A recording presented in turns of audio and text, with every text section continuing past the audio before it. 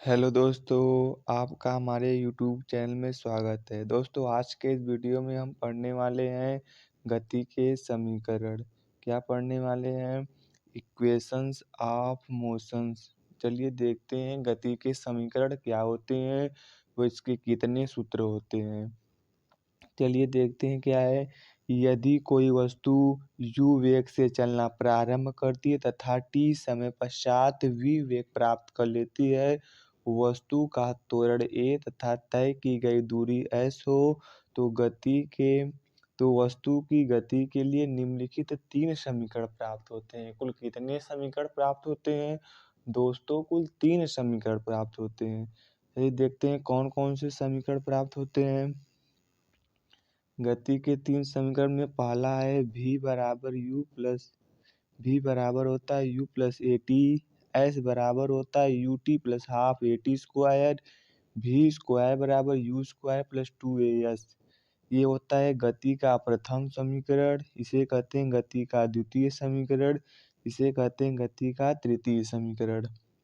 चलिए देखते हैं गति के प्रथम समीकरण का निगमन अर्थात v बराबर u प्लस ए टी का निगमन किस प्रकार किया जाता है।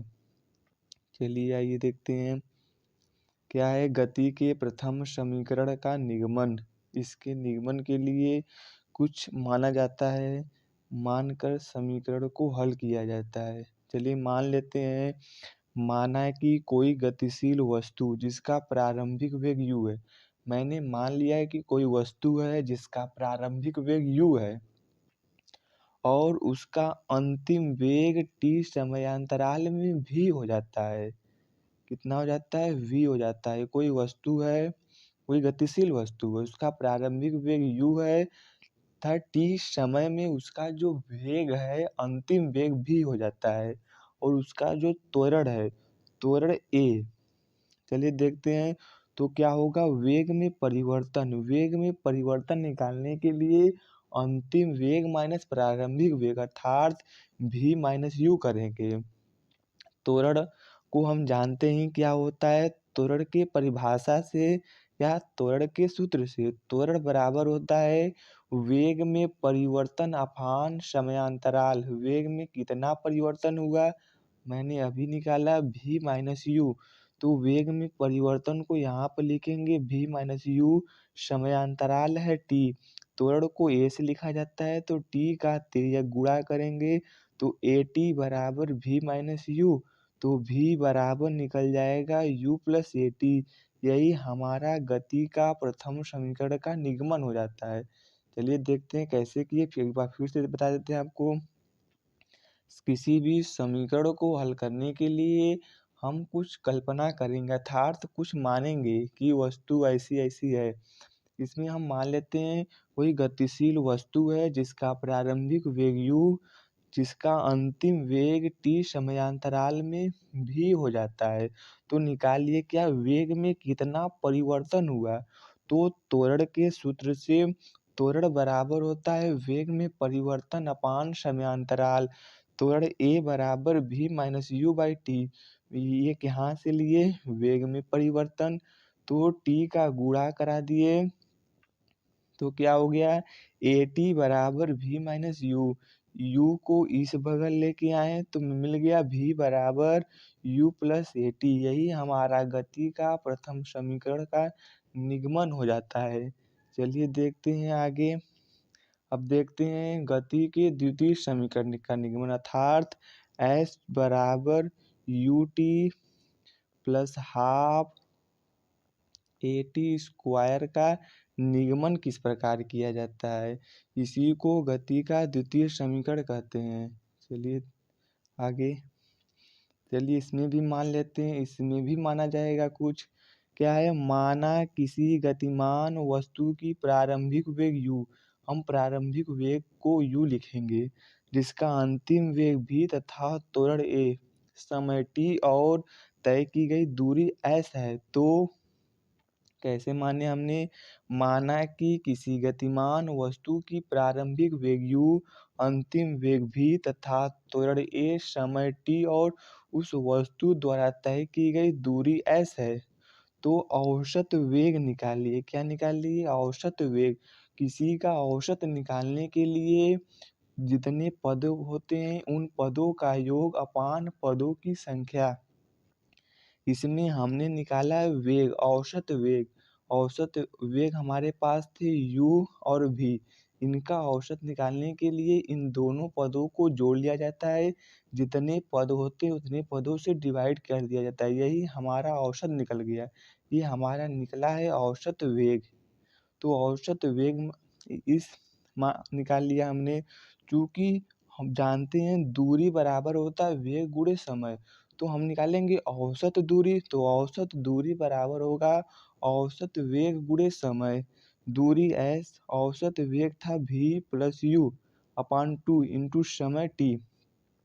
तो गति के प्रथम समीकरण से जो हमने अभी निगमन किया क्या है, v बराबर u plus A T. v बराबर u प्लस ए टी।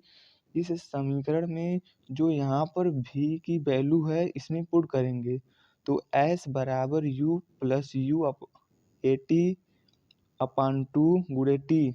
तो 2 का गुणा यहाँ पर कर दिए तो हो गया 2s बराबर u plus you 2u plus A T गुणे टी। अब t का इसमें गुणा करेंगे तो 2s बराबर 2ut plus A T square. देखते हैं आगे। फिर जो 2 था इन दोनों पदों में डिवाइड कर दिया जाता है, तो क्या निकलेगा s बराबर 2ut upon 2 plus A T square by 2। 2 से 2 कट जाएगा तो निकल जाएगा हमारा गति का द्वितीय समीकरण s बराबर ut plus half A T square.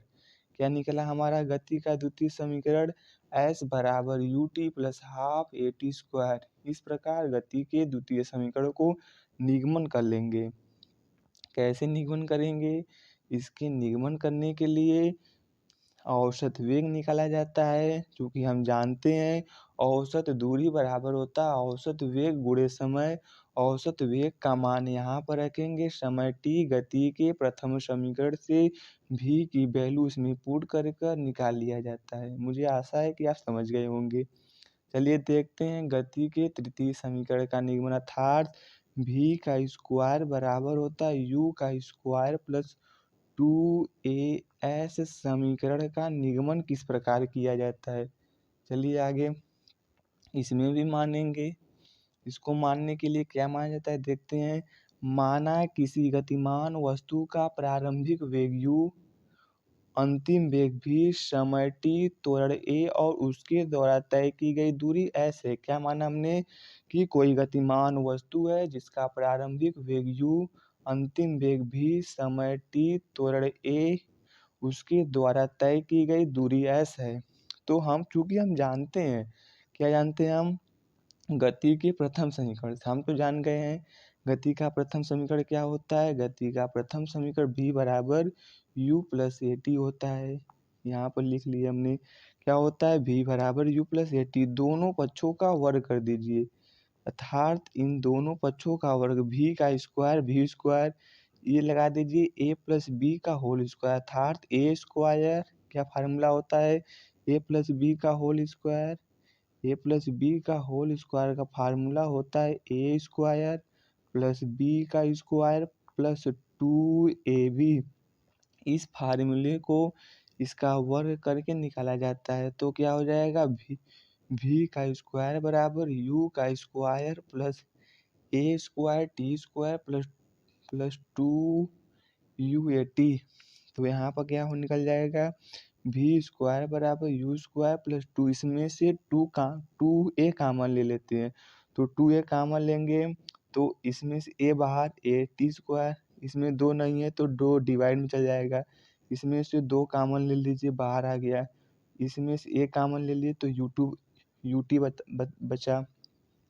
चूँकि ये क्या आपको लग रहा है? ये हम गति का द्वितीय समीकरण लग रहा है। क्या हमको लग रहा है? चूँकि हम जानते हैं क्या s बराबर ut plus half A T square होता है, तो इसके जगह पर हम s रख देंगे, तो हमारा पूरा गति का तृतीय समीकरण क्या निकल जाएगा? v का स्क्वायर बराबर u स्क्वायर प्लस 2as। इस प्रकार गति के तृतीय समीकरण को भी निगमन कर लिया जाता है। गति के तृतीय समीकरण को निगमन करने के लिए गति के प्रथम समीकरण का वर्ग कर जो s की वैल्यू होती है उसमें पुट कर गति के तृतीय समीकरण को निगमन कर लिया जाता है। कुछ बातें जो आपको क्वेश्चन हल करेंगे तो उसमें काम आपको आएंगी। क्या है? यदि कोई वस्तु विरामावस्था से चलना प्रारंभ करती है तो उसका हम प्रारंभिक वेग 0 होता है।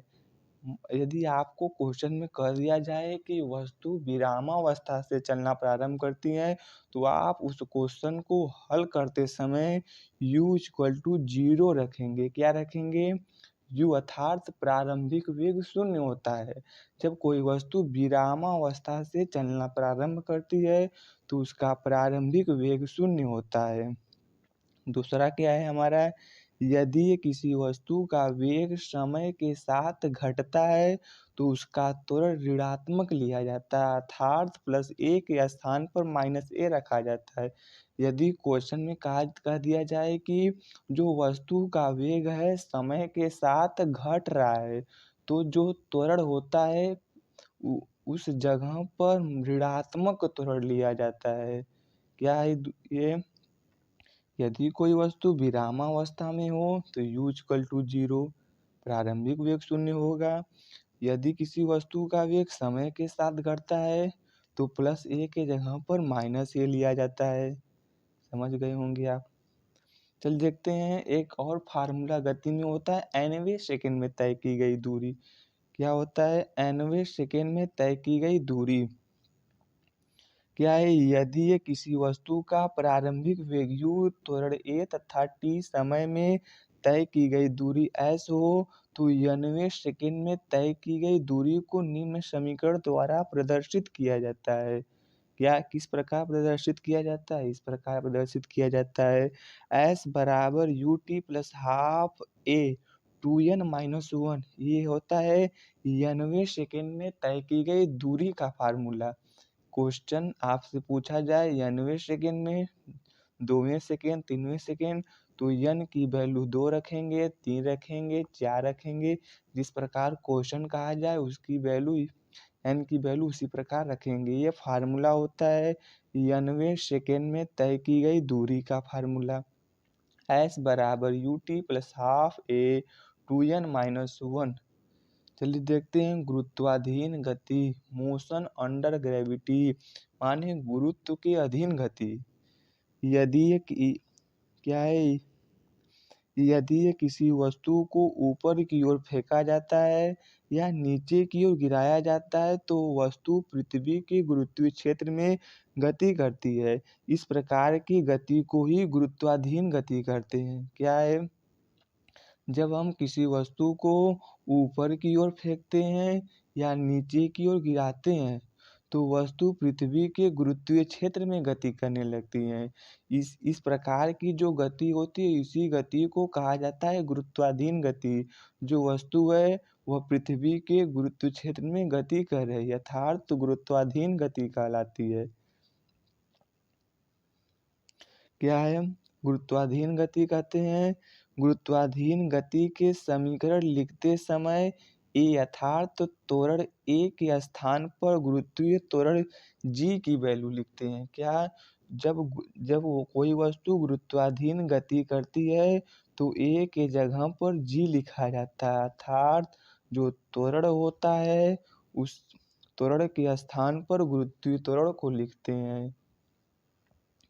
यदि कोई वस्तु ऊपर की ओर गति करे या ऊपर की ओर फेंका जाए किसी वस्तु को तो उसके लिए गति का समीकरण देखते हैं।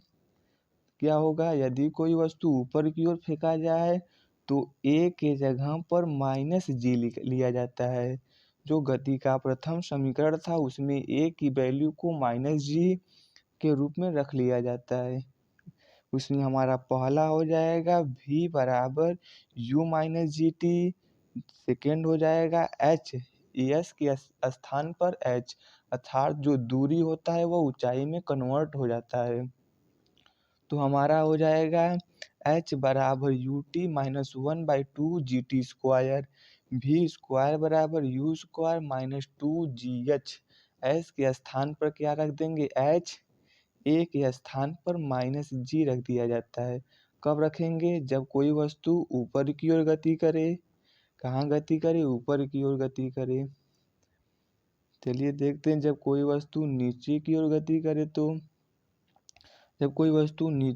गति करे तो ए के जगह पर +g लिखा जाता है और एस के स्थान पर h लिखते हैं। समझ गए होंगे आप। क्या होता है? तो हमारा पहला निकल जाएगा v बराबर u plus G T. Second हो जाएगा h बराबर U T plus half G T square. Third हो जाएगा v स्क्वायर बराबर u स्क्वायर प्लस 2gh। आप समझ गए होंगे। इसमें क्या होता है? जब ए के स्थान पर +g रखते हैं।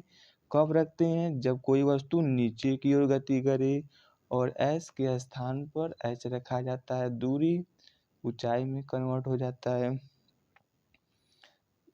चलिए, यदि आपको वीडियो पसंद आया हो तो वीडियो को लाइक करिएगा, इस चैनल को शेयर और वीडियो को भी शेयर करिएगा, चैनल को सब्सक्राइब कर दीजिएगा। इस वीडियो को देखने के लिए धन्यवाद। मिलते हैं नेक्स्ट वीडियो में।